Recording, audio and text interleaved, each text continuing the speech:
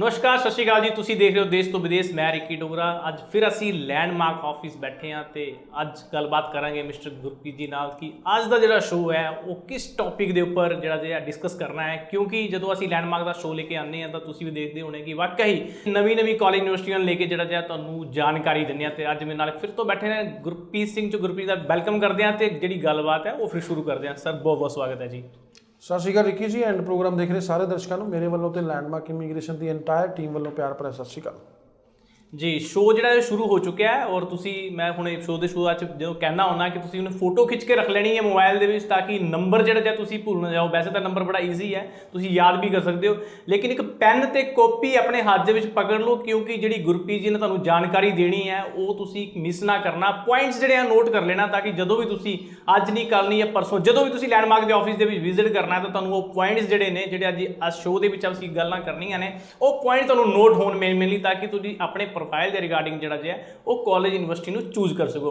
गुरप्रीत जी जनवरी intake को लेके की कहना चाहोगे, क्योंकि बहुत घट समा रह गया हुण तां मन के चलिए कि बिल्कुल आप एंड ते बैठे हैं, की कहना चाहोगे स्टूडेंट को?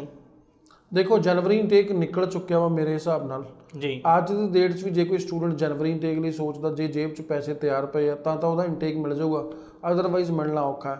जो जनवरी इनटेक की गल करा रुझाना की, हुण बच्चों के मन के एक बहुत बड़ा सवाल घर कर गया कि सप्टैंबर इनटेक जदों सीगा हाई कमीशन ने वादा किया कि सारे रिजल्ट पढ़ाई शुरू होने तो पहला दे दिते जाएंगे, पर किते ना किते फिर ट्वीट आ जाता कि असी सारे रिजल्ट नहीं दे पाए और तुहानूं डेफर लेना पेगा। कि जनवरी च भी यही होऊगा? ये बहुत वड्डा एक सवाल है जिहड़ा अज की डेट दे विच स्टूडेंट के मन दे विच घर कर गया है और स्टूडेंट परेशान है इनू लैके। जिहदा रिजल्ट नहीं आ रहा वो सोच रहा कि अगे क्योंकि मैनू भी डेफर लेना पेगा। हुण कईयां दी दुविधा थोड़ी होर ज़्यादा हैगी आ जिन्हां दा आईलैट्स एक्सपायर हो रहा इस दे विच भी उन्होंने लगता कि असीं जे डेफर ले लिया और इस कॉलेज ने सानू डेफर ना दिता मंगण दे उत्ते ते सानू विड्रॉ कराना पैना तो उस तो बाद साडी तां आईलैट्स भी एक्सपायर हो गई। सो इस तरह के बहुत सारे सवाल आ जिहड़े अज स्टूडेंट लैके घूम रहा वा। उनका कंसलटेंट उन्होंने जवाब नहीं दे पा रहा है, क्योंकि कंसलटेंट राबता कायम नहीं रखता, ना तो कॉलेजां नाल डायरैक्ट है तो ना ही वह कोई RCIC मैंबर है जिन्हें इन्फॉर्मेशन वो कैनेडा तो प्राप्त कर सके। लैंडमार्क इमीग्रेशन के प्लेटफॉर्म पर गल करा तो RCIC मैंबर अपने है जी, टोरंटो बेस्ड ने। तुसीं देखते होंगे साडी वैबसाइट के उत्ते भी www.landmarkimmigration.com के उत्ते जसप्रीत भाटिया जी जिहड़े कि टोरंटो बेस्ड ने उत्थे रहिंदे ने जी और बच्चों की पूरी टेक केयर करते हैं, किसी तरह की हैल्प चाहिए होंदी वो प्रोवाइड करते हैं। सो साडे कोल जिहड़ी जानकारी है पुख्ता जानकारी है वो साडे कैनेडा दफ्तर तो आती है और एक रियल टाइम इन्फॉर्मेशन आ जाती है। नहीं कि 2 दिन बाद जिहड़ी चीज़ हो गई है साडे कोल तो डेली बेसिस पे असीं ये इन्फॉर्मेशन शेयर नहीं करते ज़्यादा। साडे कोल तो इन्नी भी आती रहिंदी कि ओंटैरियो च अज कोविड केस किन्ने आए आ, ब्रिटिश कोलंबिया च किन्ने आए आ, किन्ने रिकवर होए आ, छोटी छोटियां होर बहुत सारियां गल्लां ਜਿਹੜੀਆਂ एक लोकल लैवल ਤੇ ਉੱਥੇ ਹੁੰਦੀਆਂ ਨੇ। सो ਅਸੀਂ ਉਹ ਤੁਹਾਡੇ ਨਾਲ ਸ਼ੇਅਰ ਨਹੀਂ ਕਰਦੇ क्योंकि स्टूडेंट ਦਾ ਉਹਨਾਂ ਨਾਲ ਲੈਣਾ ਦੇਣਾ नहीं है कोई।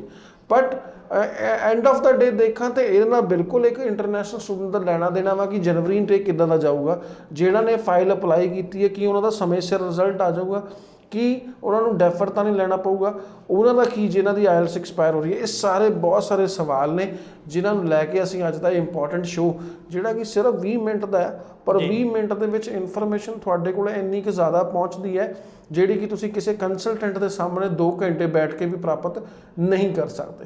जी बिल्कुल। हुण तुसीं अगर टीवी अपना स्क्रीन ऑन कर ली है तो तुसीं मैं पहले ही कहा सीगा पैन कॉपी नाल रख लेना। और अगर ये शो जिहड़ा है बच्चे के पेरेंट्स देख रहे हैं, बच्चा नहीं देख पा रहा तो तुसीं कम से कम जिहड़ा है लैंडमार्क की वैबसाइट या इन्हां दे यूट्यूब चैनल है फेसबुक के राही भी जिहड़ा शो तुसीं देख सकते हो, क्योंकि इस शो के जिहड़ी इन्फॉर्मेशन है वो तुहाडे लई बहुत ही ज़्यादा जरूरी है बेसिकली जिन्हें कैनेडा जाना है।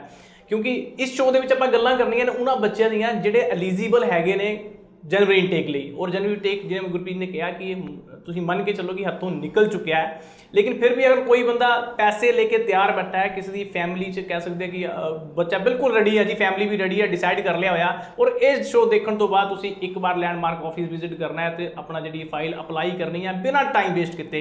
गुरप्रीत जी उन्होंने पेरेंट्स को की कहना चाहोगे? वाकई जो पेरेंट्स तो कह रहे हैं कि हाँ आप जनवरी टेक अपलाई कर दिए, लेकिन बच्चा किसी न किसी कन्फ्यूज है आईलैट्स को लेकर। जिवें तुसीं गल की कि आईलैट्स जी बच्चे की वो एक्सपायर होने वाली है तो कितने डेफर हो गया, अगर बच्चा ਬੱਚਾ ਆਪਣੀ ਡੈਫਰ ਲੈਂਦਾ, ਬਸ ਆਈਲੈਟਸ ਐਕਸਪਾਇਰ ਹੋ ਜਾਏਗੀ, ਤਾਂ ਪੇਰੈਂਟਸ ਦੇ ਔਰ ਜਿਹੜਾ ਬੱਚਾ ਹੈ ਕਿਸੇ ਨਾ ਕਿਸੇ ਆਪਣਾ ਸਲਾਹ ਨਹੀਂ ਬਣਾ ਪਾ ਰਹੇ ਬੇਸਿਕਲੀ ਕਿ ਆਪਾਂ ਅਪਲਾਈ ਕਰੀਏ ਕਿ ਨਾ। ਤੁਸੀਂ ਕੀ ਕਹਿਣਾ ਚਾਹੋਗੇ ਪੇਰੈਂਟਸ ਨੂੰ? ਦੇਖੋ, ਮੈਂ ਪੇਰੈਂਟਸ ਨੂੰ ਇਹੀ ਕਹਿਣਾ ਚਾਹੂੰਗਾ, ਅੱਜ ਤਾਂ ਬੱਚੇ ਦੀ ਜਿਹੜੀ ਜਨਵਰੀ ਇਨਟੇਕ ਲਈ ਐਲੀਜੀਬਿਲਿਟੀ ਬਣ ਰਹੀ ਹੈ, ਤੁਹਾਡੇ ਕੋਲ ਪੈਸਾ ਤਿਆਰ ਆ, ਤੁਸੀਂ ਉਹਦੀ ਅਪਲਾਈ ਕਰੋ ਜੀ। ਫਾਈਲ ਨੂੰ ਅਪਲਾਈ ਕਰਨ 'ਚ ਗੁਰੇਜ਼ ਨਾ ਕਰੋ, ਅਪਲਾਈ ਕਰਨਾ ਜ਼ਰੂਰੀ ਹੈ। ਦੂਜੇ ਪਾਸੇ ਮੇਰਾ ਬੱਚੇ ਨੂੰ ਮੈਸੇਜ, ਆਪਣੀ ਆਈਲੈਟਸ ਦਾ ਜਿਹੜੀ ਤਿਆਰੀ ਹੈ ਉਹ ਸ਼ੁਰੂ ਕਰ ਦੇਵੇ, ਸੋ ਤਾਂ ਕਿ ਜਿਹੜੀ ਆਈਲੈਟਸ ਦੀ ਜਿਹੜੀ ਤਿਆਰੀ ਹੈ, ਬਾਈ ਚਾਂਸ ਸਾਨੂੰ ਕਿਤੇ ਆਈਲੈਟਸ ਦੇਣੀ ਪੈਂਦੀ ਹੈ ਤੇ ਅਸੀਂ ਦੇ ਦਈਏ ਔਰ ਬੇਚਿੰਤ ਹੋ ਕੇ ਸਾਡਾ ਰਿਜ਼ਲਟ ਚੰਗਾ ਆ ਜਾਏ। ਸੋ ਇਹ ਸਾਰੀਆਂ ਚੀਜ਼ਾਂ ਜ਼ਰੂਰੀ ਨੇ। ਮੈਂ ਇਹੀ ਕਹਿੰਦਾ, ਇਹਦੇ ਲਈ ਤੁਹਾਨੂੰ ਕੀ ਕਰਨਾ ਪੈਣਾ, ਸਾਡੇ ਦਫ਼ਤਰ ਦੇ ਵਿੱਚ ਚੱਲ ਕੇ ਆਓ, ਬੈਠੋ, ਕਿਉਂਕਿ ਕੇਸ ਟੂ ਕੇਸ ਨਾ ਕੁਐਸਚਨਸ ਬਹੁਤ ਡਿਫਰੈਂਟ ਹੁੰਦੇ ਨੇ ਜੀ। ਬਿਲਕੁਲ, ਹਰ ਬੰਦੇ ਦੇ ਪ੍ਰੋਫਾਈਲ ਦੇ ਰਿਗਾਰਡਿੰਗ ਜਿਹੜੀ ਹੈ ਆਪਾਂ ਡਿਸਕਸ ਕਰਦੇ ਹਾਂ। ਬੱਚੇ ਦਾ ਪ੍ਰੋਫਾਈਲ ਜਿਹੜਾ ਹੈ ਹਰ ਕਿਸੇ ਦਾ ਆਪਣਾ ਆਪਣਾ ਹੈ। +2 'ਚ ਕਿਸੇ ਦੇ ਮਾਰਕਸ ਉੱਪਰ ਨੀਚੇ ਹੁੰਦੇ ਨੇ, ਆਈਲੈਟਸ ਦੇ ਵਿੱਚ ਬੈਂਡ ਸਕੋਰ ਦਾ ਫਰਕ ਹੁੰਦਾ ਹੈ। ਇਸ ਕਰਕੇ ਤੁਸੀਂ ਜਿਹੜਾ ਜੇ ਲੈਂਡਮਾਰਕ ਆਫਿਸ ਦੇ ਵਿੱਚ ਵਿਜ਼ਿਟ ਕਰ ਸਕਦੇ ਹੋ। ਅਲੱਗ-ਅਲੱਗ ਸ਼ਹਿਰਾਂ ਦੇ ਵਿੱਚ ਤੁਹਾਨੂੰ ਅਸੀਂ ਸ਼ੋਅ ਦੇ ਵਿੱਚ ਦੱਸਦੇ ਵੀ ਹਾਂ। ਨੀਚੇ ਜਿਹੜਾ ਸਕਰੋਲ ਚੱਲ ਰਿਹਾ ਉਹਦੇ ਵਿੱਚ ਆਫਿਸ ਦੇ ਜਿਹੜੇ ਐਡਰੈਸ ਨੇ ਉਹ ਵੀ ਤੁਹਾਨੂੰ ਮਿਲਣਗੇ, ਔਰ ਤੁਸੀਂ ਜਿਹੜਾ ਨੰਬਰ ਸਕਰੀਨ ਦੇ ਉੱਪਰ ਫਲੈਸ਼ ਹੋ ਰਿਹਾ ਇੱਥੇ ਕਾਲ ਕਰਕੇ ਵੀ ਤੁਸੀਂ ਨੀਅਰ ਬਾਈ ਤੁਹਾਨੂੰ ਜਿਹੜਾ ਵੀ ਕੋਈ ਲੈਂਡਮਾਰਕ ਦਾ ਆਫਿਸ ਦਾ ਐਡਰੈਸ ਨਜ਼ਦੀਕ ਲੱਗਦਾ ਹੈ, ਤੁਸੀਂ ਉਸ ਸ਼ਹਿਰ ਦੇ ਵਿੱਚ ਜਾ ਕੇ ਜਿਹੜੀ ਆਪਣੀ ਜਿਹੜੀ ਪ੍ਰੋਫਾਈਲ ਹੈ ਉਹ ਡਿਸਕਸ ਕਰ ਸਕਦੇ ਹੋ। ਹੋਰ ਅਸੀਂ ਕੋਸ਼ਿਸ਼ ਕਰਦੇ ਹਾਂ ਇਸ ਮੰਚ ਦੇ ਰਾਹੀਂ ਕਿ ਤੁਹਾਨੂੰ ਜਿਹੜੀ ਹੈ ਮੈਕਸਿਮਮ ਟੂ ਮੈਕਸਿਮਮ ਜਿਹੜੀ ਨੌਲੇਜ ਹੈ ਤੁਹਾਡੇ ਪ੍ਰੋਫਾਈਲ ਦੇ ਰਿਗਾਰਡਿੰਗ, ਤੁਹਾਡੇ ਵੀਜ਼ਾ ਦੇ ਰਿਗਾਰਡਿੰਗ ਜਿਹੜੀ ਹੈ ਉਹ ਸ਼ੇਅਰ ਕੀਤੀ ਜਾਵੇ। ਔਰ ਸਭ ਤੋਂ ਵੱਡੀ ਗੱਲ ਕੀ ਅਸੀਂ ਵਾਰ-ਵਾਰ ਇਹੀ ਕਹਿੰਦੇ ਹਾਂ ਕਿ ਤੁਸੀਂ ਜਿਹੜਾ ਸ਼ੋਅ ਹੈ ਆਪਣੇ ਪੇਰੈਂਟਸ ਨੂੰ ਵੀ ਜ਼ਰੂਰ ਦਿਖਾਇਆ ਕਰੋ ਔਰ ਆਪ ਵੀ ਦੇਖਿਆ ਕਰੋ, ਤਾਂ ਕਿ ਜਿਹੜਾ ਜੇ ਕਈ ਵਾਰ ਹੁੰਦਾ ਕਿ ਬੱਚੇ ਦੇ ਦਿਮਾਗ 'ਚ ਕੁਝ ਇਹੋ ਜਿਹੀਆਂ ਗੱਲਾਂ ਹੁੰਦੀਆਂ ਨੇ ਕਿ ਉਹ ਡਿਸਕਸ ਨਹੀਂ ਕਰ ਪਾਉਂਦਾ, ਪੇਰੈਂਟਸ ਨਾਲ ਬੈਠੇ ਹੁੰਦੇ ਨੇ, ਉਸੇ ਟਾਈਮ ਜਾਂ ਔਨ ਦੀ ਸਪੋਟ ਡਿਸੀਜਨ ਹੋ ਜਾਂਦਾ ਹੈ। ਇਸੇ ਕਰਕੇ ਅਸੀਂ ਕਹਿੰਦੇ ਵੀ ਹਾਂ ਸ਼ੋਅ ਦੇ ਵਿੱਚ ਕਿ ਜਦੋਂ ਤੁਸੀਂ ਆਉਣਾ ਹੈ ਲੈਂਡਮਾਰਕ ਦੇ ਆਫਿਸ ਤਾਂ ਆਪਣੇ ਪੇਰੈਂਟਸ ਨੂੰ ਨਾਲ ਲੈ ਕੇ ਆਉਣਾ ਹੈ, ਕਿਸੇ ਵੀ ਵੱਡੇ ਪਰਸਨ ਨੂੰ, ਤਾਂ ਕਿ ਉਹਨਾਂ ਨੂੰ ਵੀ ਪਤਾ ਲੱਗੇ ਕਿ ਵਾਕਿਆ ਹੀ ਜਿਹੜੀ ਇਨਫੋਰਮੇਸ਼ਨ ਹੈ ਉਹ ਲੈਂਡਮਾਰਕ ਜਿਹੜਾ ਤੁਹਾਨੂੰ ਦੇ ਰਿਹਾ ਉਹ ਵਾਕਿਆ ਹੀ ਕਿੰਨੀ ਕੀ ਤੁਹਾਡੇ ਲਈ ਜ਼ਰੂਰੀ ਹੈ। ਗੁਰਪ੍ਰੀਤ ਜੀ, ਕਈ ਕਿਤੇ ਨਾ ਕਿਤੇ ਬੜੀ ਬੱਚਿਆਂ ਦੇ ਦਿਮਾਗ ਵਿੱਚ ਗੱਲ ਹੈਗੀ ਹੈ ਕਿ ਹੁਣ ਕਿਉਂ ਜਿਹੜੀ ਕੈਨੇਡਾ ਦੀਆਂ ਫਲਾਈਟਸ ਨੇ ਉਹ ਰੈਗੂਲਰ ਹੋ ਗਈਆਂ ਨੇ, ਤੇ ਹੁਣ ਕਿਤੇ ਨਾ ਕਿਤੇ ਇਹ ਵੀ ਸੋਚ ਰਹੇ ਬੱਚੇ ਕਿ ਜਿਹੜੇ ਇਨਟੇਕਸ ਆਲਰੇਡੀ ਬੱਚੇ ਜਾਣੇ ਸੀਗੇ ਉਹ ਜਾ ਰਹੇ ਨੇ, ਤੇ ਲੈਂਡਮਾਰਕ ਇਮੀਗ੍ਰੇਸ਼ਨ ਜਿਹੜਾ ਜੇ ਪੋਸਟ ਲੈਂਡਿੰਗ ਸਰਵਿਸ ਦੇ ਬਾਰੇ ਵੀ ਬੱਚੇ ਬਹੁਤ ਸਾਰੇ ਕੁਐਸਚਨ ਪੁੱਛ ਰਹੇ ਨੇ ਕਿ ਉੱਥੇ ਜਾ ਕੇ ਸਾਨੂੰ ਕਿਤੇ ਖੱਜਲ ਤਾਂ ਨਹੀਂ ਹੋਣਾ ਪਏਗਾ। ਜਿਹੜੇ ਬੱਚੇ ਜਾ ਰਹੇ ਨੇ ਕਿੱਦਾਂ ਦੀ ਹੈਲਪ ਲੈਂਡਮਾਰਕ ਇਮੀਗ੍ਰੇਸ਼ਨ ਜਿਹੜਾ ਜਿਹਾ ਉਹਨਾਂ ਨੂੰ ਅੱਜ ਦੇ ਟਾਈਮ 'ਚ ਵੀ ਪ੍ਰੋਵਾਈਡ ਕਰਵਾ ਰਿਹਾ ਕਿਉਂਕਿ ਕੋਵਿਡ ਹੈ। ਬਿਲਕੁਲ ਰਿੱਕੀ, ਤੁਸੀਂ ਸਹੀ ਕਹਿ ਰਹੇ ਹੋ, ਕਿਉਂਕਿ ਬੱਚੇ ਨੂੰ ਸਿਰਫ ਭੇਜਣਾ ਹੀ ਮਕਸਦ ਨਹੀਂ ਹੈ। ਲੈਂਡਮਾਰਕ ਇਮੀਗ੍ਰੇਸ਼ਨ ਦਾ ਮਕਸਦ ਬੱਚੇ ਨੂੰ ਉੱਥੇ ਗਾਈਡ ਕਰਨਾ ਵੀ ਹੈ। ਸੋ ਬੱਚੇ ਨੂੰ ਉੱਥੇ ਜਾ ਕੇ ਪਹੁੰਚਣ ਤੋਂ ਬਾਅਦ, ਲੈਂਡ ਹੋਣ ਤੋਂ ਬਾਅਦ ਕੀ ਦਿੱਕਤਾਂ ਆਉਂਦੀਆਂ ਨੇ, ਲੈਂਡ ਹੋਣ ਤੋਂ ਬਾਅਦ ਉਹਦਾ ਰਹਿਣ ਸਹਿਣ ਦਾ ਬਸੇਰਾ, ਕਿਉਂਕਿ ਹਰ ਬੰਦੇ ਦਾ ਕੋਈ ਰਿਲੇਟਿਵ ਨਹੀਂ ਹੁੰਦਾ ਜਿਹੜਾ ਪਹਿਲਾਂ ਹੀ ਸੈਟਲਡ ਹੋਵੇ ਔਰ ਬੱਚੇ ਨੂੰ ਸਪੋਰਟ ਕਰਨ ਲਈ ਤਿਆਰ ਹੋਵੇ। ਤਾਂ ਜਿਸ ਤਰ੍ਹਾਂ ਮੈਂ ਸ਼ੁਰੂ ਦੇ ਵਿੱਚ ਆਗਾਜ਼ ਵਿੱਚ ਇਸ ਪ੍ਰੋਗਰਾਮ ਦੇ ਕਿਹਾ ਸੀ ਕਿ ਜਸਪ੍ਰੀਤ ਭਾਟੀਆ ਜੀ ਟੋਰਾਂਟੋ ਬੇਸਡ ਹੈਗੇ ਨੇ, ਇੱਕ ਸਾਡੇ RCIC member British Columbia base ਹੈਗੇ ਨੇ। ਸਾਡੇ ਕੋਲ 2 ਬਹੁਤ ਅਹਿਮ ਪਿਲਰ ਹੈਗੇ ਨੇ ਜਿਹੜੇ ਕਿ ਕੈਨੇਡਾ ਦੇ ਵਿੱਚ ਬੈਠੇ ਨੇ, ਔਰ ਉਹਨਾਂ ਦੇ ਬੈਠਣ ਦੇ ਨਾਲ ਕੀ ਹੈ, ਸਟੂਡੈਂਟ ਨੂੰ ਇੱਕ ਕੌਨਫੀਡੈਂਸ ਆਉਂਦਾ ਹੈ। ਕੋਈ ਵੀ ਦਿੱਕਤ ਹੋਵੇ ਅਸੀਂ ਉੱਥੇ ਬੈਠੇ, ਮਤਲਬ ਲੈਂਡਮਾਰਕ ਇਮੀਗ੍ਰੇਸ਼ਨ ਦੀ ਪ੍ਰੈਜ਼ੈਂਸ ਜਿਹੜੀ ਹੈ ਉਹ ਕੈਨੇਡਾ ਦੇ ਵਿੱਚ ਵੀ ਹੈਗੀ ਹੈ। Most of the student Ontario ਔਰ ਬ੍ਰਿਟਿਸ਼ ਕੋਲੰਬੀਆ 'ਚ ਲੈਂਡ ਕਰਦੇ ਆ, ਔਰ ਉਸ ਤੋਂ ਬਾਅਦ ਜੇ ਕੋਈ ਬੱਚਾ ਅਲਬਰਟਾ ਜਾਂ ਸਸਕੈਚੁਅਨ ਲੈਂਡ ਕਰ ਰਿਹਾ ਵਾ ਤੇ ਸਾਡੀ ਜਿਹੜੀ ਮੈਨੇਜਰ ਜਿਹੜੇ ਉੱਥੇ ਹੈਗੇ ਨੇ, ਸਾਡੇ ਮੇਨ RCIC ਮੈਂਬਰਸ ਜਿਹੜੇ ਨੇ, ਉਹ ਦੇਖਦੇ ਨੇ, ਉਹਨਾਂ ਦਾ ਵੀ ਟਰੈਵਲ ਸ਼ਡਿਊਲਸ ਹੁੰਦੇ ਨੇ, ਉਹਦੇ ਅਕੋਰਡਿੰਗ ਹੀ ਉਹ ਟਰੈਵਲ ਵੀ ਕਰਦੇ ਨੇ। ਉਹ ਵੱਖ-ਵੱਖ ਕਾਲਜਾਂ ਨਾਲ ਰਾਬਤਾ ਵੀ ਕਾਇਮ ਰੱਖਦੇ ਨੇ, ਉਹ ਵੱਖ-ਵੱਖ ਕਾਲਜਾਂ ਦੇ ਵਿੱਚ ਜਾਂਦੇ ਵੀ ਨੇ to represent landmark immigration and take care for those students ਜਿਹੜੇ ਲੈਂਡਮਾਰਕ ਤੋਂ ਪੁੱਜੇ ਨੇ। ਸੋ ਕੋਈ ਵੀ ਤੁਹਾਨੂੰ ਦਿੱਕਤ ਨਹੀਂ ਆਏਗੀ। ਲੈਂਡਮਾਰਕ ਇਮੀਗ੍ਰੇਸ਼ਨ ਸਭ ਤੋਂ ਪਹਿਲਾਂ ਜਦੋਂ ਇੱਥੋਂ ਪੰਜਾਬ ਤੋਂ ਜਾਂ ਇੰਡੀਆ ਤੋਂ ਤੁਸੀਂ ਨਿਕਲਣਾ ਹੁੰਦਾ ਹੈ, ਵੀਜ਼ਾ ਲੱਗ ਚੁੱਕਿਆ ਹੈ, ਜਾਣ ਤੋਂ ਪਹਿਲਾਂ ਪ੍ਰੀ ਡਿਪਾਰਚਰ ਸੈਸ਼ਨ ਕਰਦਾ ਹੈ। ਪ੍ਰੀ ਡਿਪਾਰਚਰ ਸੈਸ਼ਨ ਬਹੁਤ ਹੀ ਮੁੱਖ ਇੱਕ ਸੈਸ਼ਨ ਹੁੰਦਾ ਹੈ ਜਿਹਦੇ ਵਿੱਚ ਸਟੂਡੈਂਟ ਨੂੰ ਪਤਾ ਲੱਗਦਾ ਕਿ ਕਿਹੜੀਆਂ ਚੀਜ਼ਾਂ ਮੈਂ ਲੈ ਕੇ ਜਾਣੀਆਂ, ਕਿਹੜੀਆਂ ਨਹੀਂ, ਕਿਹੜੀਆਂ ਚੀਜ਼ਾਂ ਦਾ ਧਿਆਨ ਰੱਖਣਾ ਹੈ, ਉੱਥੇ ਪਹੁੰਚ ਕੇ ਵੀ ਕਿਹੜੀਆਂ ਚੀਜ਼ਾਂ ਦਾ ਧਿਆਨ। ਇਹ ਇੱਕ ਸੈਸ਼ਨ ਹੁੰਦਾ ਹੈ ਜਦੋਂ ਬੱਚਾ ਵੀਜ਼ਾ ਲੈ ਕੇ ਜਾਂਦਾ ਆਪਣਾ, ਉਹ ਇਹਨੂੰ ਇਸ ਸੈਸ਼ਨ 'ਚੋਂ ਗੁਜ਼ਰਨਾ ਪੈਂਦਾ ਹੈ, ਜਿਹਦੇ ਨਾਲ ਉਹ ਬਹੁਤ ਜ਼ਿਆਦਾ ਅਵੇਅਰ ਹੋ ਜਾਂਦਾ ਹੈ। ਔਰ ਇਹ ਸੈਸ਼ਨ ਦਾ ਮਹੱਤਵ ਮੈਂ ਦੱਸ ਦਿੰਦਾ ਕੀ ਹੁੰਦਾ। ਇਹਦੇ ਵਿੱਚ ਇਕੱਠੇ ਹੀ 20, 25 ਜਾਂ 50 ਸਟੂਡੈਂਟ ਆਪਣਾ ਵੀਜ਼ਾ ਪ੍ਰਾਪਤ ਕਰਨ ਆਉਂਦੇ ਨੇ, ਜਦੋਂ ਕਿ ਇੱਕ ਕਾਲਜ ਦੇ 4-4 ਬੱਚੇ ਇਕੱਠੇ ਹੋ ਕੇ ਆਪਣੀਆਂ ਫਲਾਈਟ ਟਿਕਟ ਵੀ ਬੁੱਕ ਕਰਾਉਂਦੇ ਨੇ। ਸੋ ਜਿਹਦੇ ਨਾਲ ਇੱਕ ਤਾਂ ਸਾਥ ਬਣ ਜਾਂਦਾ ਹੈ ਇੰਡੀਆ ਤੋਂ ਹੀ, ਇੱਥੋਂ ਹੀ ਲੋਕਲ, ਔਰ ਦੂਸਰਾ ਫਿਰ ਕੋਈ ਪ੍ਰੋਬਲਮ ਨਹੀਂ ਆਉਂਦੀ। ਸਾਡੇ ਉੱਥੇ ਮੈਂਬਰ ਤਾਂ ਬੈਠੇ ਹੀ ਹੈ, ਉਹਦੇ ਵਿੱਚ ਕੋਈ ਵੀ ਪ੍ਰੋਬਲਮ ਨਹੀਂ ਆਉਂਦੀ।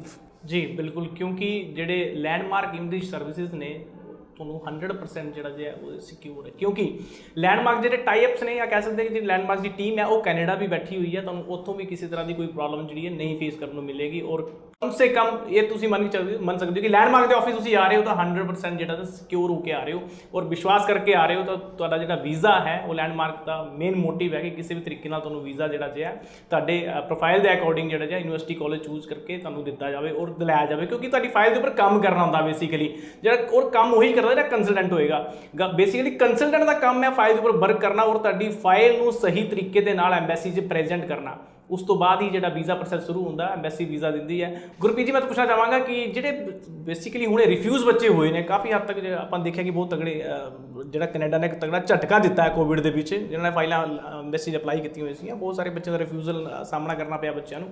ਲੇਕਿਨ ਹੁਣ ਜਿਹੜੇ ਬੱਚੇ ਰਿਫਿਊਜ਼ ਹੋਏ ਨੇ ਉਹ ਕਹਿੰਦੇ ਕਿ ਜਨਵਰੀ ਇਨਟੇਕ ਤਾਂ ਨਿਕਲ ਗਿਆ, ਮੰਨ ਕੇ ਚੱਲੀਏ ਨਿਕਲ ਚੁੱਕਾ ਹੈ, ਤੇ ਹੁਣ ਇਨਟੇਕ ਉਹਨਾਂ ਬੱਚੇ ਰਿਫਿਊਜ਼ਲ ਵਾਲੇ ਜਿਨ੍ਹਾਂ ਦੀ ਆਈਲੈਟਸ ਵੀ ਨੇੜੇ ਹੀ ਹੈ, ਐਕਸਪਾਇਰ ਹੋਣ ਦੇ ਨੇੜੇ ਹੀ ਹੈ, ਉਹਨਾਂ ਨੂੰ ਅਪਲਾਈ ਕਰ ਲੈਣਾ ਚਾਹੀਦਾ ਜਾਂ ਵੇਟ ਕਰਨਾ ਹਲੇ? ਉਹਨਾਂ ਨੂੰ ਕਰ ਲੈਣਾ ਚਾਹੀਦਾ ਅਪਲਾਈ ਜਨਵਰੀ, ਪਰ ਮੇਰੇ ਲਈ ਕਹਿਣਾ ਬਹੁਤ ਸੌਖਾ, ਉਹਨਾਂ ਲਈ ਸ਼ਾਇਦ ਬਹੁਤ ਔਖਾ ਹੋਵੇ, ਕਿਉਂਕਿ ਉਹਨਾਂ ਦੀ ਹਲੇ ਸ਼ਾਇਦ ਹੋ ਸਕਦਾ ਹੈ ਫੀਸਾਂ ਜਿਹੜੀਆਂ ਨੇ ਉੱਥੋਂ ਰਿਫੰਡ ਨਾ ਆਈਆਂ ਹੋਣ ਔਰ ਇੰਨਾ ਜ਼ਿਆਦਾ ਪੈਸੇ ਦਾ ਇੰਤਜ਼ਾਮ ਨਾ ਹੋਵੇ ਕਿ ਨਵੀਆਂ ਫੀਸਾਂ 10-11 ਲੱਖ ਹੋਰ ਭੇਜ ਪਾਉਣ।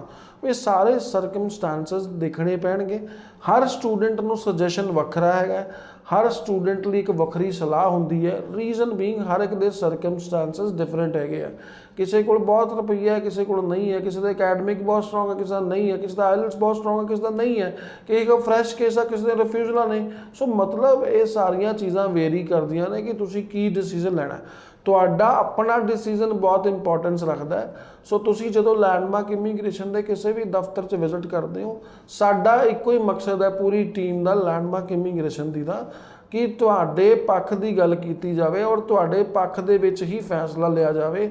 ਜੇ ਤੁਸੀਂ ਚਾਹਵਾਨ ਹੋ ਕਿਸੇ ਪਰਟੀਕੂਲਰ ਏਰੀਆ 'ਚ ਜਾਣਦੇ, ਉਹਨੂੰ ਦੇਖਿਆ ਜਾਵੇ। ਜੇ ਤੁਹਾਡੀ ਰਿਫਿਊਜ਼ਲ ਆ ਫਿਰ ਤੁਹਾਡੀ ਬਿਲਕੁਲ ਨਾ ਸੁਣੀ ਜਾਵੇ। ਮੈਂ ਤੁਹਾਨੂੰ ਬਹੁਤ ਸਟ੍ਰੇਟ ਫਾਰਵਰਡ ਕਹਿ ਰਿਹਾ ਗੱਲ, ਜੇ ਤੁਹਾਡੀ ਰਿਫਿਊਜ਼ਲ ਆ ਫਿਰ ਤੁਹਾਡੀ ਬਿਲਕੁਲ ਨਾ ਸੁਣੀ ਜਾਵੇ। ਸਿਰਫ ਧਿਆਨ ਰੱਖਿਆ ਜਾਵੇ ਕਿ ਤੁਹਾਡਾ ਵੀਜ਼ਾ ਕਿੰਝ ਆ ਸਕਦਾ ਹੈ। ਸਿਰਫ ਅੱਜ ਦੀ ਡੇਟ 'ਚ ਮੈਂ ਐਗਜ਼ਾਮਪਲ ਦੇ ਦਿੰਦਾ, ਕੁਝ ਦਿਨ ਪਹਿਲਾਂ ਮੈਂ ਲੁਧਿਆਣਾ ਦਫ਼ਤਰ ਸੀ, ਇੱਕ ਬੱਚਾ ਮੇਰੇ ਕੋਲ ਆਇਆ, ਪੂਰੀ ਫੈਮਿਲੀ ਦਾ ਕੇਸ ਮੇਰੇ ਕੋਲ ਲੱਗਿਆ ਹੋਇਆ। ਪਹਿਲਾਂ ਟੂਰਿਸਟ ਵੀਜ਼ਾ ਬੱਚੇ ਕੋਲ ਹੈਗਾ ਹੈ, ਪੇਰੈਂਟਸ ਕੋਲ ਵੀ ਹੈਗਾ ਹੈ, ਸਿਸਟਰ ਵੀ ਉਹਦੀ ਮੇਰੇ ਤੋਂ ਸਟੱਡੀ ਵੀਜ਼ਾ ਬਾਹਰ ਗਈ, ਆਪਣਾ ਵੀਜ਼ਾ ਕਿਤੋਂ ਹੋਰ ਲਗਾ ਲਿਆ ਜੀ। ਸੋ ਜਦੋਂ ਆਪਣਾ ਵੀਜ਼ਾ ਕਿਤੋਂ ਹੋਰ ਲਾਇਆ 3 ਰਿਫਿਊਜ਼ਲਾਂ ਲੈ ਚੁੱਕਿਆ ਵਾ। ਸੋ ਮੇਰੇ ਕੋਲ ਆਏ, ਲੁਧਿਆਣਾ 'ਚ ਬੈਠੇ, ਗੱਲਬਾਤ ਕੀਤੀ, ਨਾਲ ਫਾਦਰ ਸੀ ਨਾਲ ਬੱਚਾ ਸੀ। ਜਦੋਂ ਮੈਂ ਸਾਰਾ ਡਿਸਕਸ਼ਨ ਕਰ ਲਿਆ, ਮੈਂ ਉਹਨੂੰ ਗਾਈਡੈਂਸ ਦਿੱਤੀ ਕਿ ਮੈਂ ਬੇਟਾ ਇਹ ਇਸ ਤੇਰੇ ਲਈ ਬੈਸਟ ਹੋ ਸਕਦਾ, ਇਹਦੇ 'ਚ ਵੀਜ਼ਾ ਚਾਂਸਸ ਬੈਸਟ ਹੈ। ਦੈਨ ਫਿਰ ਸਟੂਡੈਂਟ ਨੇ ਕਿਹਾ ਕਿ ਸਰ ਮੈਂ ਇੱਥੇ ਨਹੀਂ, ਮੈਂ ਇਸ ਏਰੀਏ 'ਚ ਜਾਣਾ ਵਾ, ਇਸ ਜਗ੍ਹਾ 'ਤੇ ਮੇਰਾ ਅਪਲਾਈ ਕਰ ਦਿਓ। ਮੈਂ ਕਿਹਾ, ਮੈਂ ਇੱਕੋ ਹੀ ਗੱਲ ਕਹੀ ਉਹਨੂੰ, ਮੈਂ ਕਿਹਾ ਇਸ ਟਾਈਮ ਮੈਨੂੰ ਆਪਣੇ 25,000 ਇੰਪੋਰਟੈਂਟ ਨਹੀਂ ਹੈਗੇ, ਕਿਉਂਕਿ ਅਸੀਂ 25,000 ਰੁਪਏ ਫੀਸ ਲੈਂਦੇ ਹਾਂ ਰਿਫਿਊਜ਼ ਕੇਸ ਦੇ ਵਿੱਚ। ਮੈਂ ਕਿਹਾ ਮੇਰੇ ਲਈ ਉਹ ਇੰਪੋਰਟੈਂਟ ਨਹੀਂ ਹੈ, ਤੂੰ ਇੱਕ ਵਾਰੀ ਫਾਈਲ ਕਿਤੋਂ ਹੋਰ ਲਗਾ ਲਾ, ਆਪਾਂ 6 ਮਹੀਨੇ ਬਾਅਦ ਮਿਲਾਂਗੇ ਜੀ। ਉਹਦੇ ਫਾਦਰ ਮੈਨੂੰ ਕਹਿੰਦੇ ਸਰ ਇੱਦਾਂ ਕਿੱਦਾਂ 6 ਮਹੀਨੇ ਬਾਅਦ? ਮੈਂ ਕਿਹਾ ਜੀ ਚੌਥੀ ਰਿਫਿਊਜ਼ਲ ਤੋਂ ਬਾਅਦ। ਹੋ ਸਕਦਾ ਮੇਰੀ ਗੱਲ ਮਾੜੀ ਲੱਗੀ ਹੋਵੇ, ਹੋ ਸਕਦਾ, ਕਿਉਂਕਿ ਰਿਫਿਊਜ਼ਲ ਦਾ ਜਿਹੜਾ ਰਿਫਿਊਜ਼ਲ ਨਾਮ ਦਾ ਸ਼ਬਦ ਹੀ ਹੈ, ਇਹ ਦੇਖ ਕੇ ਉਹ ਸੁਣ ਕੇ ਹੀ ਬੰਦਾ ਵੈਸੇ ਹੀ ਘਬਰਾ ਜਾਂਦਾ। ਪਤਾ ਕੀ ਹੈ ਰਿੱਕੀ ਜੀ, ਹੁਣ ਜੇ ਬੱਚੇ ਨੇ ਆਪਣੀ ਮਰਜ਼ੀ ਕਰਨੀ ਹੈ 3 ਰਿਫਿਊਜ਼ਲ ਤੋਂ ਬਾਅਦ, ਫਿਰ ਆਪਾਂ ਚੌਥੀ ਰਿਫਿਊਜ਼ਲ ਦੀ ਤਿਆਰੀ ਕਰ ਰਹੇ ਹਾਂ। ਬਿਲਕੁਲ ਬਿਲਕੁਲ, ਖਾਲੀ ਵੇਟ ਹੋ ਰਹੀ ਹੈ ਰਿਫਿਊਜ਼ਲ ਦੀ, ਸਿਰਫ ਰਿਫਿਊਜ਼ਲ ਦੀ ਵੇਟ ਕਰ ਰਹੇ ਹੋ। ਜੇ ਤੁਸੀਂ ਸੱਚੀ 'ਚ ਵੀਜ਼ਾ ਲੈਣਾ ਚਾਹੁੰਦੇ ਹੋ ਔਰ ਰਿਫਿਊਜ਼ ਹੋ ਚੁੱਕੇ ਹੋ, then you need expert advice. ਤੁਹਾਨੂੰ ਇੱਕ ਐਕਸਪਰਟ ਐਡਵਾਈਸ ਦੀ ਲੋੜ ਹੈ। ਸੋ ਤੁਸੀਂ ਉਹਦੇ ਨਾਲ ਚੱਲੋ, ਭਾਵੇਂ ਤੁਸੀਂ ਮੇਰੇ ਕੋਲ ਆ ਰਹੇ ਹੋ, ਭਾਵੇਂ ਤੁਸੀਂ ਕਿਸੇ ਵੀ ਰਿਪਿਊਟਡ ਕੰਪਨੀ ਕੋਲ ਜਾ ਰਹੇ ਹੋ, ਬਿਲਕੁਲ ਜਿਵੇਂ ਤੁਹਾਨੂੰ ਗਾਈਡ ਕਰ ਰਹੇ, ਬਿਕੋਜ਼ ਆਫਟਰ ਰਿਫਿਊਜ਼ਲ ਸੋ ਬਹੁਤ ਸਾਰੀਆਂ ਚੀਜ਼ਾਂ ਵੇਖਣ ਵਾਲੀਆਂ ਹੁੰਦੀਆਂ ਨੇ। ਸੋ ਤੁਸੀਂ ਉਸ ਚੀਜ਼ ਦਾ ਧਿਆਨ ਰੱਖੋ। ਵੀਜ਼ਾ ਬਹੁਤ ਇੰਪੋਰਟੈਂਟ ਹੈ, ਸਰਕਾਰੀ ਕਾਲਜ ਤੁਹਾਡੇ ਲਈ ਬਹੁਤ ਇੰਪੋਰਟੈਂਟ ਹੈ। ਤੁਹਾਡੇ ਲਈ ਇੰਪੋਰਟੈਂਸ ਹਰ ਚੀਜ਼ ਰੱਖਦੀ ਹੈ। ਜਿਹੜੀ ਚੀਜ਼ ਤੁਹਾਡੇ ਲਈ ਇੰਪੋਰਟੈਂਟ ਹੈ ਉਹਦਾ ਧਿਆਨ ਲੈਂਡਮਾਰਕ ਇਮੀਗ੍ਰੇਸ਼ਨ ਹਮੇਸ਼ਾ ਰੱਖੇਗਾ ਔਰ ਉਹਦੇ ਵਿੱਚ ਤੁਹਾਨੂੰ ਕੋਈ ਵੀ ਡਰਨ ਦੀ ਲੋੜ ਨਹੀਂ ਹੈ। ਲੈਂਡਮਾਰਕ ਤੁਹਾਨੂੰ ਕੋਈ ਵੀ ਪ੍ਰਾਈਵੇਟ ਕਾਲਜ ਨਹੀਂ ਦੇਣ ਵਾਲਾ। ਲੈਂਡਮਾਰਕ ਤੁਹਾਨੂੰ ਇੱਦਾਂ ਦਾ ਏਰੀਆ ਨਹੀਂ ਦਊਗਾ ਜਿੱਥੇ ਤੁਹਾਡਾ ਵੀਜ਼ਾ ਲੱਗਣ ਦੇ ਚਾਂਸ ਸਿਰਫ 8-10% ਹੋਣ। ਕਾਲਜ ਨਹੀਂ ਦੇਗਾ ਇੱਦਾਂ ਦਾ। ਸੋ ਅਸੀਂ ਆਪਣੇ ਲਈ ਵੀ ਧਿਆਨ ਰੱਖਦੇ, ਕਿਉਂਕਿ ਤੁਹਾਡਾ ਵੀਜ਼ਾ ਤੁਹਾਡੇ ਲਈ ਇੰਪੋਰਟੈਂਟ ਹੈ, ਪਰ ਤੁਹਾਡਾ ਵੀਜ਼ਾ ਲੈਂਡਮਾਰਕ ਲਈ ਵੀ ਇੰਪੋਰਟੈਂਟ ਹੈਗਾ, ਕਿਉਂਕਿ ਅਸੀਂ ਇਹ ਬਿਜ਼ਨਸ ਰਨ ਕਰਦੇ ਹਾਂ। ਸਕਸੈਸਫੁਲੀ ਤਾਂ ਹੀ ਅੱਗੇ ਵਧ ਰਹੇ ਹਾਂ ਜਦੋਂ ਵੀਜ਼ਾ ਸਕਸੈਸ ਰੇਟ ਜ਼ਿਆਦਾ ਹੈਗਾ। ਬਿਲਕੁਲ ਜੀ। ਗੁਰਪ੍ਰੀਤ ਜੀ, ਆਪਾਂ ਗੱਲ ਕਰ ਰਹੇ ਸੀਗੇ ਵੀਜ਼ਾ ਦੀ ਸਕਸੈਸ ਰੇਟ ਦੀ। ਹੁਣ ਆਪਾਂ ਇੱਕ ਬੱਚਾ ਹੈ ਉਹਦੀ ਗੱਲ ਡਿਸਕਸ ਕਰਨਾ ਪ੍ਰੋਫਾਈਲ, ਕਿਉਂਕਿ ਬੱਚੇ ਨੇ ਮੈਨੂੰ 3 ਵਾਰ ਜਿਹੜਾ ਜਿਹਾ ਉਹ ਮੈਸੇਜ ਕਰਤਾ ਹੈ ਕਿ ਸਰ ਮੇਰਾ ਜਿਹੜਾ ਪ੍ਰੋਫਾਈਲ ਤੁਸੀਂ ਇੱਕ ਵਾਰ ਪੱਕਾ ਡਿਸਕਸ ਕਰਨਾ। ਉਹ ਇਸ ਕਰਕੇ ਡਿਸਕਸ ਕਰਨਾ ਕਿਉਂਕਿ ਉਹ ਸਲਾਹ ਲੈਣਾ ਚਾਹੁੰਦਾ। ਹੋ ਸਕਦਾ ਇਸ ਟਾਈਮ ਬੱਚਾ ਸ਼ੋਅ ਦੇਖ ਰਿਹਾ ਹੋਏ, ਇਨ ਕੇਸ ਉਹ ਕਹਿੰਦਾ ਕਿ ਮੈਂ ਲੈਂਡਮਾਰਕ ਵਿਜ਼ਿਟ ਨਹੀਂ ਕਰਤਾ ਹਾਲੇ ਤੱਕ। ਉਹ ਇਸ ਕਰਕੇ ਨਹੀਂ ਕਰਤਾ ਕਿਉਂਕਿ ਮੈਂ ਇੱਕ ਵਾਰੀ ਪਹਿਲੇ ਕਹਿੰਦਾ ਮੈਂ ਡਿਸਕਸ ਕਰਨਾ ਚਾਹੁੰਦਾ ਸੀ, ਪ੍ਰੋਫਾਈਲ ਮੇਰਾ ਡਿਸਕਸ ਕਰਿਓ। ਮੈਂ ਤੁਹਾਨੂੰ ਪਤਾ ਇੱਕ ਸਰਬਜੀਤ ਨਾਮ ਦਾ ਬੱਚਾ ਹੈ ਜੀ, ਹੁਸ਼ਿਆਰਪੁਰ ਤੋਂ ਬੇਸਿਕਲੀ ਬਿਲੋਂਗ ਕਰਦਾ ਹੈ। 6.5 ਜਿਹੜੇ ਬੈਂਡ ਹੈ ਇਹਦੇ ਹੈਗੇ ਨੇ, ਔਰ +2 ਦੇ ਵਿੱਚ 68% ਨੰਬਰ ਸੀਗੇ। 1 ਸਾਲ ਦਾ ਹੁਣ ਗੈਪ ਹੋ ਗਿਆ ਕਿਉਂਕਿ ਲਾਸਟ ਟਾਈਮ ਜਿਹੜਾ ਅਪਲਾਈ ਕਰਤਾ ਸੀ ਉਦੋਂ ਰਿਫਿਊਜ਼ਲ ਹੈ। ਉਹ ਬੱਚਾ ਕਹਿੰਦਾ ਕਿ ਜੀ ਮੈਂ ਪੈਕੇਜ ਕਿਸੇ ਬੰਦੇ ਨਾਲ ਕਰ ਲਿਆ ਸੀਗਾ, ਮੈਂ ਬੜੀ ਕੋਸ਼ਿਸ਼ ਕੀਤੀ ਉਸ ਤੋਂ ਕਿ ਉਸ ਕੰਸਰਟ ਦਾ ਨਾਮ ਪੁੱਛਾਂ, ਲੇਕਿਨ ਉਹ ਮਨਾ ਕਰਦਾ ਕਿ ਜੀ ਮੈਂ ਕੰਸਰਟ ਦਾ ਨਾਮ ਨਹੀਂ ਦੱਸ ਸਕਦਾ। ਮੈਂ ਪੈਕੇਜ ਦੇ ਚੱਕਰ 'ਚ ਆਪਾਂ ਗਏ ਸੀ ਉੱਤੇ, ਤੇ ਪੈਕੇਜ ਦੇ ਚੱਕਰ 'ਚ ਹੁਣ ਮੈਨੂੰ ਜਿਹੜੀ ਰਿਫਿਊਜ਼ਲ ਲੈਟਰ ਹੈ ਉਹ ਵੀ ਮੈਨੂੰ ਨਹੀਂ ਮਿਲ ਰਹੀ। ਹੁਣ ਮੈਂ ਕੀ ਕਰਾਂ, ਉਹ ਬੱਚਾ ਕੀ ਕਰੇ? ਦੇਖੋ ਰਿੱਕੀ ਜੀ, ਇਹ ਇੱਕ ਬਹੁਤ ਕੰਪਲਿਕੇਟਡ ਕੇਸ ਹੋ ਗਿਆ ਜੀ। ਜਦੋਂ ਇਹਦੇ 'ਚ ਮੈਂ ਦੇਖਾਂਗਾ ਜੇ ਬੱਚੇ ਕੋਲ ਰਿਫਿਊਜ਼ਲ ਲੈਟਰ ਨਹੀਂ ਹੈਗੀ ਤੇ ਮੈਨੂੰ ਵੀ ਸ਼ੱਕ ਹੋਏਗਾ ਕਿ ਉਹ ਰਿਫਿਊਜ਼ਲ ਹੈ ਜਾਂ ਉਹਦੇ ਤੇ ਬੈਨ ਲੱਗ ਚੁੱਕਿਆ ਵਾ ਜਾਂ ਕਦੀ ਉਹ ਅਪਲਾਈ ਹੀ ਨਹੀਂ ਹੋਇਆ ਕੈਨੇਡਾ ਲਈ। ਇਹ ਤਿੰਨ ਚੀਜ਼ਾਂ 'ਚੋਂ ਇੱਕ ਚੀਜ਼ ਹੋ ਸਕਦੀ ਹੈ। ਬਿਲਕੁਲ, ਤਿੰਨੋਂ ਚੀਜ਼ਾਂ 'ਚੋਂ ਇੱਕ ਚੀਜ਼ ਹੋ ਸਕਦੀ ਹੈ, ਜਾਂ ਤਾਂ ਉਹ ਕਦੀ ਅਪਲਾਈ ਨਹੀਂ ਹੋਇਆ, ਜਾਂ ਉਹ ਸੱਚੀ 'ਚ ਰਿਫਿਊਜ਼ਲ ਹੈ ਬਟ ਉਹਦੇ ਕੋਲ ਰਿਫਿਊਜ਼ਲ ਲੈਟਰ ਨਹੀਂ ਹੈ, ਜਾਂ ਉਹਦੇ ਬੈਨ ਲੱਗ ਚੁੱਕਿਆ। ਸੋ ਇਹ ਕਨਫਿਊਜ਼ਨ ਹੈ ਬਣੀ ਰਹੇਗੀ। ਜੇ ਸਟੂਡੈਂਟ ਦੇ ਕੋਲ ਕੁਝ ਡਾਕੂਮੈਂਟੇਸ਼ਨ ਹੈਗੇ ਨੇ, ਲਾਈਕ ਉਹਦਾ ਪਾਸਪੋਰਟ ਉਹਦੇ ਕੋਲ ਆਪਣੇ ਕੋਲ ਹੈ, ਉਹਦੇ ਕੋਲ ਆਫਰ ਲੈਟਰ ਹੈਗੀ ਹੈ, ਉਹਦੇ ਕੋਲ ਫੀਸ ਰਸੀਟ ਹੈਗੀ ਹੈ, ਤੇ ਆਪਾਂ ਕੋਸ਼ਿਸ਼ ਕਰ ਸਕਦੇ। ਬਟ ਜਦੋਂ ਪੈਕੇਜ ਦੀ ਗੱਲ ਆਉਂਦੀ, ਫੀਸ ਰਸੀਟ ਤਾਂ ਨਹੀਂ ਹੋਏਗੀ, ਬਟ ਮੈਨੂੰ ਲੱਗਦਾ ਆਫਰ ਲੈਟਰ ਜਾਂ LOA ਜ਼ਰੂਰ ਹੋਣਾ ਚਾਹੀਦਾ ਵਾ।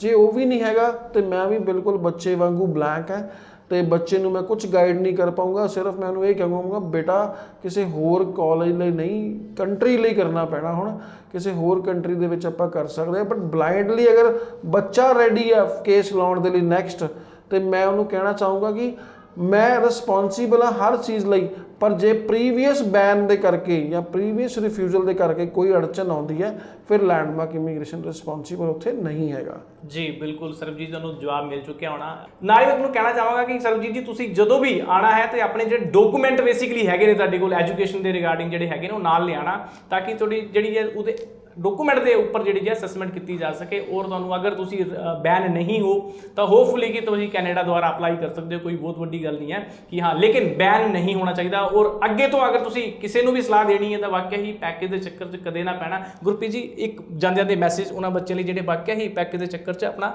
ਪ੍ਰੋਫਾਈਲ ਖਰਾਬ ਕਰ ਲੈਂਦੇ ਹਨ, ਜਿਵੇਂ ਇਸ ਬੱਚੇ ਨੇ ਕੀਤਾ। ਬੇਸਿਕਲੀ ਆਪਣੇ ਨਾਲ ਧੋਖਾ ਕਰਨ ਵਾਲੀ ਗੱਲ ਆ। ਤੁਸੀਂ ਆਪਣੇ ਜੈਨੂਅਨਲੀ ਬਾਹਰ ਜਾਓ, ਬਾਹਰ ਜਾਣ 'ਚ ਕੋਈ ਬੁਰਾਈ ਨਹੀਂ ਹੈ। ਬਾਹਰ ਜਾਓ, ਸਰਕਾਰੀ ਕਾਲਜਾਂ 'ਚ ਪੜ੍ਹੋ ਤਾਂ ਕਿ ਤੁਹਾਡਾ ਫਿਊਚਰ ਜਿਹੜਾ ਉਹ ਬ੍ਰਾਈਟ ਹੋ ਸਕੇ। ਜਿਹੜਾ ਆਪਾਂ ਲੱਖਾਂ ਰੁਪਈਆ ਅੱਜ ਪੜ੍ਹਾਈ ਦੇ ਉੱਤੇ ਲਗਾ ਰਹੇ ਹਾਂ, ਆਪਣੇ ਬਾਹਰ ਜਾਣ ਲਈ ਲਾ ਰਹੇ ਹਾਂ, ਉਹਦੇ ਆਊਟਕਮਸ ਚੰਗੇ ਹੋਣ।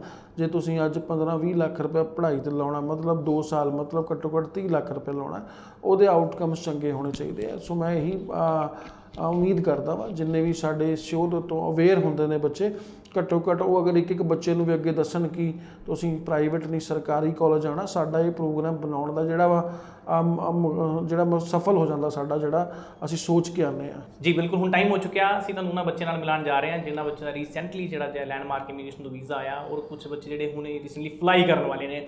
ਕਿਉਂਕਿ ਸਾਡਾ ਮੋਟਿਵ ਇਹ ਹੁੰਦਾ ਕਿ ਤੁਸੀਂ ਵਾਕਿਆ ਹੀ ਸਾਰੇ ਸਕੀਮ ਦੇ ਉੱਪਰ ਤਾਂ ਸਾਰੇ ਹੀ ਬੋਲਦੇ ਨੇ, ਸ਼ੋਅ ਦੇ ਵੀ ਸਾਰੇ ਬੋਲਦੇ ਨੇ, ਸਾਡੇ ਇੰਨਾ ਜਿਹੜਾ ਵੀਜ਼ਾ ਆਉਂਦੇ ਨੇ, ਦਿਖਾਉਂਦੇ ਨੇ, ਲੇਕਿਨ ਜਿਹੜਾ ਬੱਚਾ ਇੱਥੇ ਆ ਕੇ ਆਪਣੀ ਲੈਂਡਮਾਰਕ ਇਮੀਗ੍ਰੇਸ਼ਨ ਰਿਗਾਰਡਿੰਗ ਜਿਹੜਾ ਐਕਸਪੀਰੀਅੰਸ ਸ਼ੇਅਰ ਕਰਦਾ, ਉਹ ਤੁਹਾਡੇ ਤੱਕ ਪਹੁੰਚਾਉਣਾ ਬਹੁਤ ਜ਼ਰੂਰੀ ਹੁੰਦਾ ਹੈ, ਤਾਂ ਕਿ ਤੁਹਾਨੂੰ ਪਤਾ ਲੱਗ ਸਕੇ ਕਿ ਵਾਕਿਆ ਹੀ, ਕਿਉਂਕਿ ਇਹਨਾਂ ਹੀ ਬੱਚਿਆਂ ਦੇ ਵਿੱਚੋਂ ਆਸ ਪੜੋਸੋਂ ਹੀ ਕੋਈ ਨਾ ਕੋਈ ਬੱਚਾ ਤੁਹਾਡੇ ਨਿਕਲ ਆਉਣਾ ਹੈ, ਜਿਹੜਾ ਤੁਸੀਂ ਦੇਖ ਰਹੇ ਹੋਗੇ ਕਿ ਹਾਂ ਜਦੋਂ ਸਕਰੀਨ ਦੇ ਉੱਪਰ ਚੱਲੇਗਾ ਤੁਸੀਂ ਕੋਈ ਨਾ ਕੋਈ ਇੱਦਾਂ ਦਾ ਜਿਹੜਾ ਰਿਲੇਸ਼ਨ ਨਿਕਲ ਆਉਂਦਾ ਉਹਦੇ ਨਾਲ ਕਿ ਹਾਂ ਇਹ ਬੱਚਾ ਤਾਂ ਮੇਰੇ ਪੜੋਸ 'ਚ ਰਹਿੰਦਾ ਸੀਗਾ ਜੀ, ਫਲਾਣਾ ਮੇਰਾ ਰਿਸ਼ਤੇਦਾਰ ਹੈ ਜੀ। ਕਿਤੇ ਨਾ ਕਿਤੇ ਉੱਥੋਂ ਹੁੰਦਾ ਕਿ ਬੇਸਿਕਲੀ ਵਾਕਿਆ ਜਦੋਂ ਤੁਸੀਂ ਦੇਖ ਰਹੇ ਹੁੰਦੇ ਤੁਹਾਡਾ ਵਿਸ਼ਵਾਸ ਹੋਰ ਜ਼ਿਆਦਾ ਜਿਹੜਾ ਹੈ ਉਹ ਡਿਵੈਲਪ ਹੁੰਦਾ ਹੈ। ਇਸੇ ਕਰਕੇ ਤੁਸੀਂ ਜਦੋਂ ਵੀ ਸ਼ੋਅ ਦੇਖਣਾ ਹੁੰਦਾ, ਮੈਂ ਬਾਰ-ਬਾਰ ਕਹਿੰਦੇ ਹਾਂ ਕਿ ਫੈਮਿਲੀ ਦੇ ਨਾਲ ਦੇਖਿਆ ਕਰੋ ਤਾਂ ਕਿ ਤੁਹਾਨੂੰ ਪਤਾ ਲੱਗ ਸਕੇ ਕਿ ਵਾਕਿਆ ਹੀ ਪ੍ਰੋਫਾਈਲ ਕਿੱਦਾਂ ਦੀ ਹੋਣੀ ਚਾਹੀਦੀ ਹੈ, ਕਿਹੜੀ ਯੂਨੀਵਰਸਿਟੀ ਕਾਲਜ ਲਈ ਅਪਲਾਈ ਤੁਸੀਂ ਐਲੀਜੀਬਲ ਹੋ। ਜਾਂਦੇ ਜਾਂਦੇ ਨਜ਼ਰ ਮਾਰਦੇ ਹਾਂ ਉਹਨਾਂ ਬੱਚਿਆਂ ਨਾਲ ਗੱਲਬਾਤ ਕਰਦੇ हैं कि ਕੀ कहना है लैंडमार्क इमिग्रेशन के बारे में बच्चों का। सत श्री अकाल जी, प्रभजीत सिंह हमारे साथ जुड़ चुके हैं जो कि तरन तारण से बिलोंग करते हैं। सैनिका कॉलेज में इनका एडमिशन हुआ है, सैनिका कॉलेज में कंप्यूटर प्रोग्रामिंग पढ़ने के लिए जा रहे हैं। बहुत अच्छी प्रोफाइल है। प्रोफाइल इन्हीं से पूछ लेते हैं कि क्या इनकी इंडिया में प्रोफाइल थी और कैसा एक्सपीरियंस इनका लैंडमार्क इमिग्रेशन के साथ रहा, कितनी जल्दी इन्होंने ऑफर लेटर लिया और क्या आगे के इनके फ्यूचर प्लान्स है। सो कॉन्ग्रेचुलेशंस प्रभजीत। एंड प्रभजीत, आप बताएं हमारे व्यूअर्स को इंडिया में आपकी क्या प्रोफाइल थी +2 और आइल्स में, आप कौन सी स्टडीज़ के लिए जा रहे हैं? वैसे मैं ऑलरेडी बता चुका हूँ कंप्यूटर प्रोग्रामिंग, ठीक है। कौन सी ब्रांच में आपने हमारे विजिट किया था? तो सबसे पहले मैं सबसे जानना कि मैं 2018 में +2 10th की थी एंड मेरी 80% थी, एंड फिर 12th की थी 2020 से 82% मार्क्स थी। एंड देन मैं आइल्स लिए अपेयर किया, आइल्स ओवरऑल 7.5 बैंड सी एंड उसके बाद मैं अप्लाई किया मोहाली ब्रांच तो अप्लाई किया तरन तारण तो सी मेरे 2 ब्रदर्स ने ठीक है उन्होंने भी इथों अप्लाई किया है तो उन्होंने भी वीज़ा इन्हों ठीक है कनाडा च ने ठीक है ते मैं सैनिका कॉलेज में कंप्यूटर प्रोग्रामिंग कोर्स दी अप्लाई किया है एंड मैं अप्लाई किया सी मई विच आफ्टर दैट उस तो बाद मैं मेरी बायोमेट्रिक तो बन सी बायोमेट्रिक होई नहीं सी मेरे जुलाई च मेरी जून च मेरी अपॉइंटमेंट आई सी अपॉइंटमेंट हुई तो फिर मेरा जुलाई में वीज़ा आ गया वीज़ा आ गया। सो पासपोर्ट स्टैंप होके आ चुका है। बायोमेट्रिक्स ही था जो अप्रैल और मई में बंद हो चुके थे, जैसे ही खुले हमने सबके अपॉइंटमेंट्स लेके उनके प्रोसेसेस फास्ट अप किए। सो आपको लैंडमार्क इमिग्रेशन के साथ जुड़े कितना टाइम हो गया और सर्विसेज कैसी लगी? क्या आपको बताया जा रहा है कि वहाँ कैसे जाना है, क्या क्या आपने चीज़ें कैरी करनी होती हैं और क्या रहेगा आपका सारा प्रोसेस? सर्विसेज बहुत वधिया सी बहुत वधिया गाइड किया मैंने कोर्स बारे एंड कॉलेज बारे।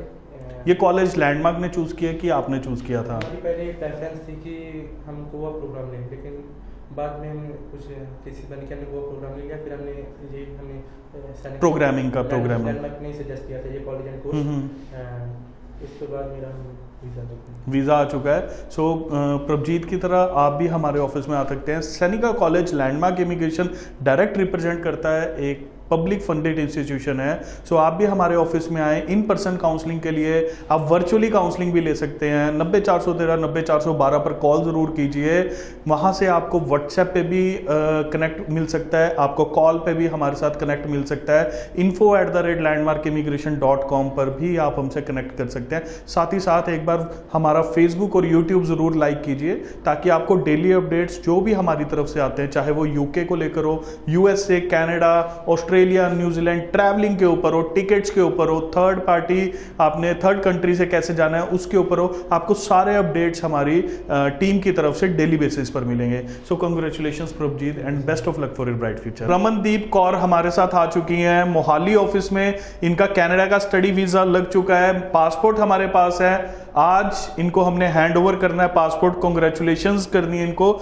पीटी बेस्ड वीजा है, अगेन पीटी बेस्ड वीजा आपके साथ लेकर आए हैं। 57 पीटी बेस्ड वीजा, इससे पहले हम 56 का भी आपको वीजा दिखा चुके हैं पोस्ट ग्रेजुएट कोर्स के लिए, और 51 पीटी पर भी पोस्ट ग्रेजुएट कोर्स के लिए हम आपको वीजा ऑलरेडी दिखा चुके हैं। सो सेंट क्लेयर कॉलेज में पोस्ट ग्रेजुएट प्रोग्राम करने के लिए आप जा रही हैं, तो बाकी कॉन्ग्रेचुलेट करते हैं इनको और पूरी प्रोफाइल रमनदीप से डिस्कस करते हैं कि पीटी बेस्ड इन्होंने जो वीज़ा अचीव किया है, सो क्या इनकी सक्सेस स्टोरी रही है लैंडमार्क के साथ। ठीक है, सो कॉन्ग्रेचुलेशंस रमनदीप। रमनदीप, बाकी तो आपने बताना है, क्वेश्चंस मैंने आपसे बहुत पूछ लिए हैं। ठीक है, मेन कंसर्न तो हमारा देखो एक है, जो भी पीटी वाला बच्चा मेरे पास आता है उसके साथ मेरा एक ही कंसर्न होता है कि मार्केट का जो ट्रेंड कहता है वो ये कहता है, आप किसी कंसल्टेंसी पे जाते हैं कि पीटी पर कनाडा का वीज़ा नहीं लगता। क्योंकि मैं ऐसे बहुत बच्चे को, आपसे पहले भी मैं एक वीज़ा हैंड ओवर करके हटाऊं, उनके 56 पीटी में थे, आपके 57 है। सो मेरे पास बहुत ऐसे बच्चे आते हैं, कहते हैं सर आप क्यों केस लेते हैं पीटी का, जबकि पूरा हम जिस भी कंसल्टेंट के पास, जिस भी एजेंट के पास जाते हैं, वो कहते हैं जी पीटी पे वीज़ा नहीं लग सकता, आपका ऑफर लेटर भी नहीं मिलेगा पीटी पर। तो आपने कैसे लैंडमार्क इमिग्रेशन के ऊपर भरोसा किया कि हाँ ये पीटी का केस एक तो हैंडल करेंगे मेरा और ऑफर लेटर भी आ जाएगा? ਸਰ ਮੇਰੇ ਹਸਬੈਂਡ ਸੀਗੇ ਤਾਂ ਉਹਨਾਂ ਨੇ ਮੈਨੂੰ ਦੱਸਿਆ ਸੀ, ਉਹਨਾਂ ਦਾ ਫਰੈਂਡ ਸੀਗਾ, ਤਾਂ ਉਹਨਾਂ ਨੇ ਕਿਹਾ ਕਿ ਆਪਾਂ ਲੈਂਡਮਾਰਕ ਇਮੀਗ੍ਰੇਸ਼ਨ ਵਾਲਿਆਂ ਤੋਂ ਵੀ ਆਪਾਂ ਫਾਈਲ ਲਗਵਾਵਾਂਗੇ, ਕਿਉਂਕਿ ਉਹਨਾਂ ਨੂੰ ਬਹੁਤ ਯਕੀਨ ਸੀਗਾ ਕਿ ਤੁਹਾਡੇ ਤੋਂ ਸਾਡਾ ਵੀਜ਼ਾ ਜ਼ਰੂਰ ਆਊਗਾ। नहीं, ऐसा यकीन क्यों था कि आपके पहले वीज़ा लग चुके हैं लैंडमार्क से? हाँ सर, पहला भी साढ़े 2 वीज़े लैंडमार्क इमिग्रेशन तो आ चुके हैं ऑलरेडी। आपकी फैमिली में वीज़ा लग चुके हैं, सो आप रेफरेंस से हमारे पास आए हैं। हाँ जी। जब पीटी आपने की तो आपने कहीं और भी ट्राई किया कि लैंडमार्क ही आए? नहीं सर, पहले फर्स्ट टाइम ही आप लैंडमार्क आए और लैंडमार्क से ही आपने वीज़ा ले लिया। सो रमनदीप की तरह आप भी हमारे पास आ सकते हैं, अपना वीज़ा पीटी बेस्ड असेसमेंट करवा सकते हैं। सो रमनदीप, आप कितने टाइम से लैंडमार्क से जुड़े हैं, कब आपने फाइल पुटअप की अपनी, और कितनी जल्दी आपको रिजल्ट मिला कि आपको बहुत वेट करना पड़ा है? नहीं सर, मैंने कोई वेट नहीं करना पिया ना ज़्यादा, बट लॉकडाउन हो गया सीगा ता करके थोड़ी प्रॉब्लम आ गई सी, बाकी मेरा वीज़ा इजीली मैं रिसीव कर लिया। इजीली रिसीव किया है। तो अब स्पाउस वीज़ा का कैसे है? ਸਰ ਸਪਾਊਸ ਵੀਜ਼ਾ ਵੀ ਤੁਹਾਡੇ ਤੋਂ ਹੀ ਲਗਵਾਉਣਾ ਹੈ। ठीक है। हाँ जी। सो रमनदीप, स्पाउस वीज़ा के लिए भी हम ही इनको असिस्ट करेंगे। इवन जो बच्चे हमसे वीज़ा लेकर जा रहे हैं उनके पीआर तक की हेल्प जो है हम इंडिया से ही करते हैं, क्योंकि हमारा कनाडा में ऑफिस है, तो कनाडा ऑफिस आपको पीआर के लिए असिस्ट करता है। हमारे वहाँ पे मैनेजर हैं, वो आपको टेक केयर करेंगे आपकी पीआर तक का। आप फेसबुक, यूट्यूब हमारा ज़रूर लाइक करें ताकि आपको डेली अपडेट्स मिल सकें। सो congratulations Ramandeep, best of luck for your bright thank future. You sir.